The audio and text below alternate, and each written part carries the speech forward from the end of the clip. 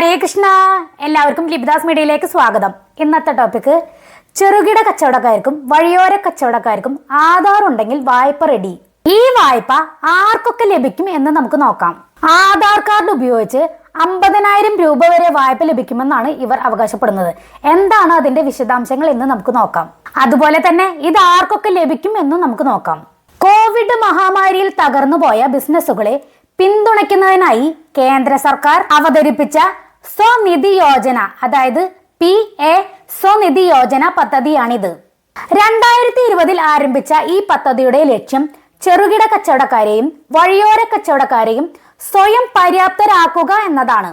ഈ പദ്ധതിക്ക് കീഴിൽ ഗുണഭോക്താക്കൾക്ക് ആധാർ കാർഡ് ഉപയോഗിച്ച് ഗ്യാരണ്ടി കൂടാതെ വായ്പ ലഭിക്കും. ആദ്യം കച്ചവടക്കാർക്ക് 10,000 രൂപ വരെയാണ് വായ്പ നൽകുന്നത്.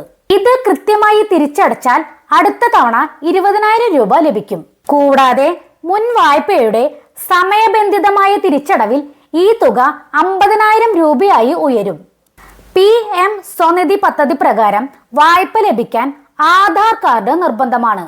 കച്ചവടക്കാർക്ക് ആധാർ കാർഡ് ഉപയോഗിച്ച് ബാങ്കിൽ വായ്പയ്ക്ക് അപേക്ഷിക്കാം. 12 മാസത്തിനുള്ളിൽ വായ്പാ തുക തവണകളായി തിരിച്ചടയ്ക്കണം. 10,000, 20,000, 50,000 രൂപ എന്നിങ്ങനെയാണ് ലോൺ തുക. ഒരു വർഷത്തെ തിരിച്ചടവ് കാലാവധിയിൽ 10,000 രൂപ ലഭ്യമാണ്. രാജ്യത്തുടനീളമുള്ള 50 ലക്ഷത്തിലധികം തെരുവ് കച്ചവടക്കാർക്ക് പിന്തുണ നൽകുന്ന ഈ പദ്ധതി ഭവന നഗര കാര്യ മന്ത്രാലയത്തിന്റെ കീഴിലുള്ളതാണ്. വഴിയോര കച്ചവടക്കാർക്ക് എളുപ്പത്തിൽ പണലഭ്യത ഉറപ്പാക്കുകയാണ് പ്രാരംഭമായി ഈ പദ്ധതിയുടെ ലക്ഷ്യം. കഴിഞ്ഞ വർഷം മാർച്ച് വരെ ഈ പദ്ധതിക്ക് കീഴിൽ ഏകദേശം 65.75 ലക്ഷം വരെ വായ്പകൾ വിതരണം ചെയ്തിട്ടുണ്ട്. ഇനി വായ്പ എങ്ങനെ അപേക്ഷിക്കാമെന്ന് നമുക്ക് നോക്കാം.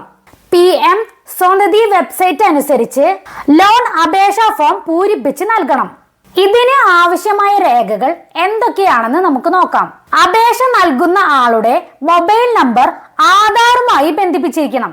കാരണം ഓൺലൈനായി വായ്പയ്ക്ക് അപേക്ഷ നൽകുമ്പോൾ KYC ആവശ്യമുണ്ട്. അതിനാൽ മൊബൈൽ നമ്പർ ആധാറുമായി ലിങ്ക് ചെയ്യുന്നത് നിർബന്ധമാണ്.